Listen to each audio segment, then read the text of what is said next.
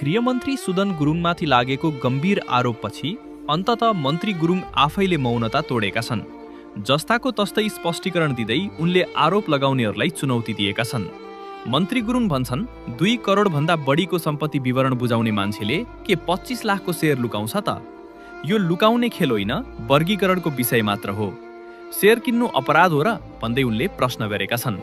उनले स्पष्ट पारेका छन् कि सबै लगानी ब्याङ्किङ च्यानलबाट भएको छ र त्यसको स्रोत ऋण अर्थात् कर्जा हो, जसको तमसुक र रेकर्ड सुरक्षित छ।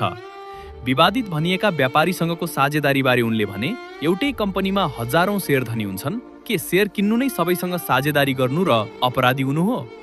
यदि त्यसो हो भने त्यही कम्पनीमा लगानी गर्ने ब्याङ्क र मिडिया हाउसहरू पनि दोषी हुन् त? मैले कुनै हस्तक्षेप गरेको छैन, सम्पत्ति शुद्धिकरण विभागले आफ्नो काम गरिरहेको छ। हल्ला छिटो फैलिन्छ तर सत्य प्रमाणसहित मात्र आउँछ भन्दै उनले पार्टीको निर्णय मान्न तयार रहेको बताएका छन्। अब पालो तपाईको। गृहमन्त्री सुदन गुरुङको यो स्पष्टीकरण सुकेपछि तपाईलाई के